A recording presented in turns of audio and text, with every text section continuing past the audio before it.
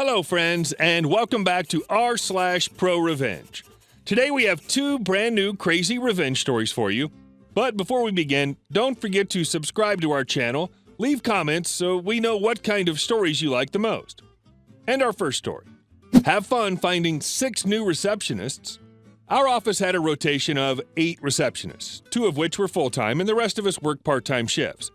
We had varied hours, but we were open 7 days a week, ranging from the standard 9 to 5 to 9 to 9 certain days of the week. Depending on the day, we had up to 2 people up at reception.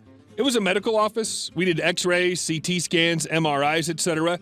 So if we were given any type of paperwork, it needed to be scanned into our system the same day for insurance purposes. Now, my slacking coworker, let's call her Marilyn, all but refused to scan anything in and waited for whoever was relieving her to pass off her paperwork to them. This was dangerous, honestly. There were certain patients that could have been diagnosed with brain tumors, and her not doing her job would delay their diagnosis. 5 of my coworkers and I spoke to her privately about the matter, stating that we would go to our boss if Marilyn didn't change. She said she'd start scanning everything in from then on. That lasted about 2 weeks before she slacked off and stopped doing her job again.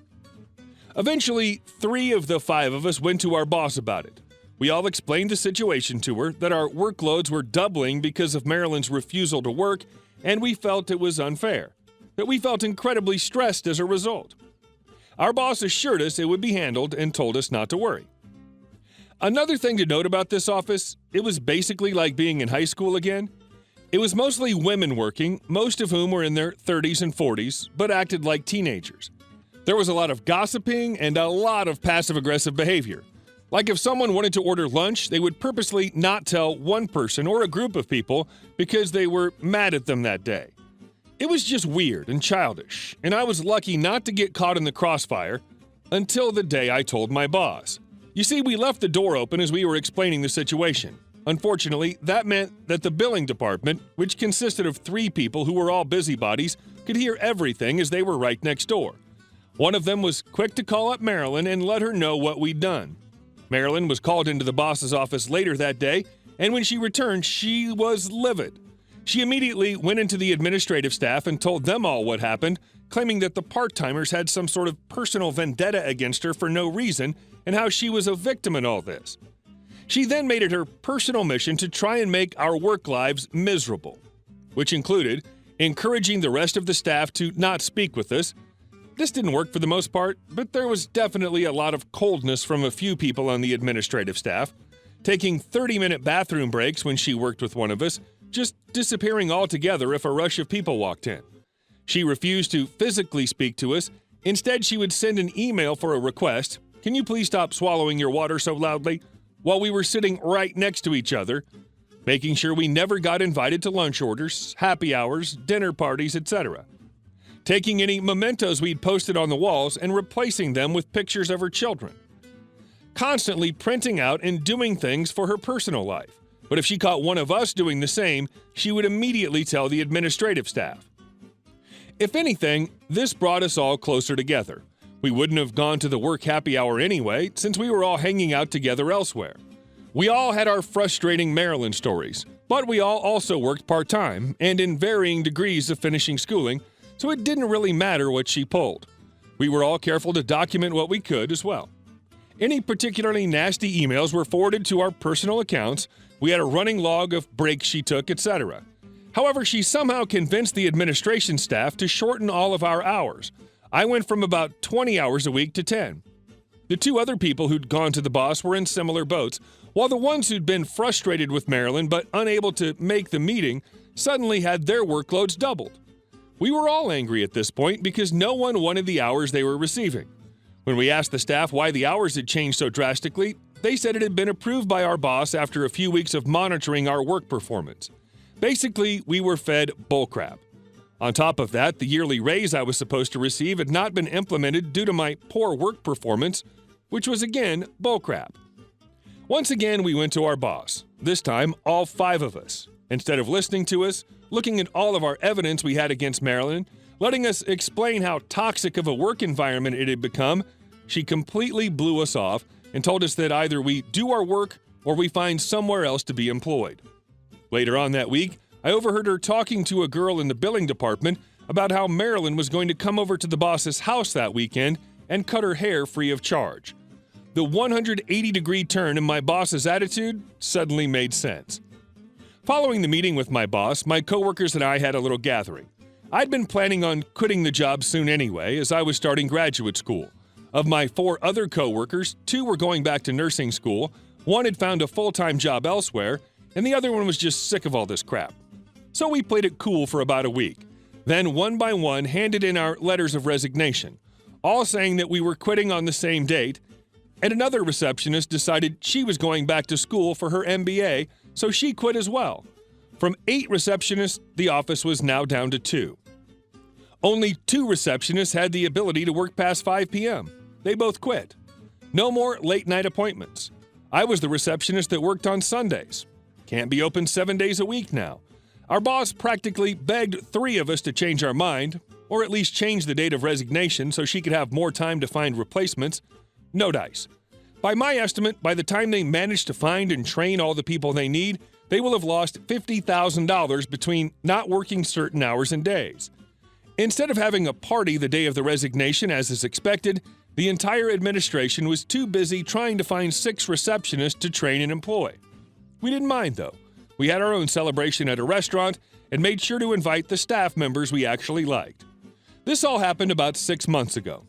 Last I heard, the administration quickly realized how lazy Marilyn was and decreased her pay and hours as a result. The newer receptionist can barely last a month before quitting due to how bad the work environment is, and they still haven't found anyone to work weekends or late nights. And remember how I mentioned that Marilyn would frequently do her personal work at her desk? Well, it turns out she was filling out forms to get her children free lunches at school one day while I was working with her. Also, turns out that she lied on the forms, stating her husband was the only one in the family that worked to ensure they were under the amount of money needed to be eligible for the program. It just so happens that the vice principal of the school received a call from someone to let them know that Marilyn was lying about being unemployed and had no qualms giving out Marilyn's work address and hours. I know for a fact her kids were kicked off this list, given that the vice principal called me back to confirm it. And our next story. Dad gets fired for BS reasons, plays the long game, ends up in charge, takes the extended family on a cruise. My dad had worked at the same company for almost 30 years before he was abruptly fired for complete bullcrap. He was coordinating an upcoming meeting of people who had to fly in from around the country. One important participant resigned unexpectedly, so Dad canceled the meeting via email and explained why. Apparently, that counted as improperly communicating privileged information, and he was fired the next day. All this happened a week after Dad's boss retired and was replaced by a new guy who wanted to cut costs. What a coincidence. This was about 10 years ago, near the height of the recession. Dad was in his 50s, hadn't interviewed for a job since the early 1980s. He wasn't sure he'd ever find another job. My mom went back to work at a school to pay the bills while my dad scraped together what he could doing crappy online consulting gigs for basically minimum wage. They managed to keep their heads above water, but only barely. Dad was out of work for a year and a half. He finally landed a job at a new company 3 states away, coincidentally about an hour away from where my wife and I lived, and we were expecting Dad's first grandchild. Mom and Dad moved to live about 20 minutes away from us. They'd paid off the mortgage on their house, so they decided to keep it and rent it out, planning to retire there in a few years. New company treated Dad very well, better salary than he'd made at the old company, good benefits, and respect from his coworkers and superiors. A year later, Mom and Dad were able to buy a second, smaller house near their grandkids. Dad mentioned a few things about his time at old company to his new bosses. Nothing confidential or anything, more like overall strengths and weaknesses. Of course, the story of how he got fired came out as well. It turns out that when you work at a company for over 25 years, you learn a thing or two about how it works. And cutting costs by firing experienced employees can make your company vulnerable. New companies started to get very interested. They saw an important business opportunity and also a chance to get revenge on behalf of a valued employee. A couple years later, new company bought old company. They were both big companies, and mergers of this size take time. But when the dust settled, it was clear there were redundancies, divisions and products that both companies had that new company only needed one of. They kept as many of old company's people as they could, and very few lost their jobs. Except, of course, for the people responsible for firing Dad. New company put Dad in charge of the building he used to work at in old company and let him choose his employees from both old and new companies. Dad had to move back to the old state, so new company helped sell his house in the new state and gave him a moving stipend of several $1,000s. But Mom and Dad were just moving back into their own house. They sold their new house that they made payments and improvements on for 5 years for a nice profit. With that money, plus the moving stipend, they paid off their debts, saved for retirement, and took me, my siblings, and our spouses, plus the grandkids, on a cruise. Edit. I never heard exactly what transpired when the guy who fired Dad got downsized. But since it's Christmas, I'm actually able to just ask him. Dad wouldn't say. Exit interviews are supposed to stay private. I told him about this post with all the names left out and that people wanted to know. He just grinned and said that would be improperly communicating privileged information. Good to hear your dad landed on his feet and used one of them to boot those who wronged him in the past. Hey guys, thank you all for watching the video to the end, and I'll see you in the next one.